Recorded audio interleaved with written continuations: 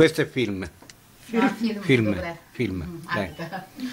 Отче наш, който си на небето, да се свети името ти, да дойде царството ти, да бъде волята ти, както на небето, така и на земята. Хлябът наш насъщен, който ни даваш, дай ни го и днес и ни прости дълговете, както ние прощаваме на нашите длъжници. И не ни въвеждай в изкушение, но избави ни от лукавия, защото Твоя си силата и славата, както на небето, така и на земята. Днес, винаги и во веки веков. Амин. Амин. Да благодарим на Господ, за че отново сме се събрали тук, всички заедно и даже и нашите приятелки, освен роднините, и винаги така да се събираме и винаги да запазим тази общност, това единство на семейството, защото семейството е най-важното нещо.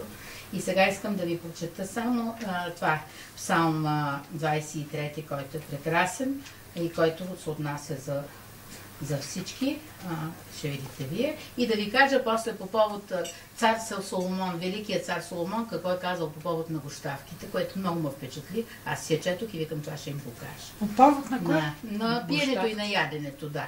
Да. Просто сам час. Соломон любил пияници. Нещо мъдро. Нещо мъдро е казал, наистина. Така. Господ е пастир мой, няма да остана в нужда. На зелени паспища ме успокоява, пред тихи води ме завежда. Освежава душата ми, води ме през прави пътеки заради името си. Да, и в долината на мрачната сянка, ако ходя, няма да се оплаша от зло, защото ти си с мене. Твоят жезъл и твоята тояга, те ме утешават. Приготвяш пред мене трапеза в присъствието на неприятелите ми. Помазал си с миро главата ми, чашата ми прелива. Наистина благост и милост ще ме следват през всичките дни на живота ми и аз ще живея завинаги в дома Господен. Така, това е прочутия псалм, който католиците го четат за погребение, но аз мисля, че въобще не се отнася за погребение. Той се отнася за живота ми, който разбира се и за това, но не знам. Така. А сега какво е казал Соломон в Еклесиаста? Много име. Така.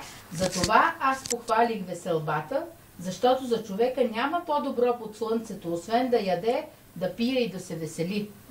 И това да му остава от труда му през всичките дни на живота му, които Бог му е дал под слънцето. Аз си знаех, че съм соломонист. Абе, мъдър човек си е. Мъдър човек си е Соломон. Ма толкова е. Ако знаете, той е много е хубаво. Добре, разбираме всичко.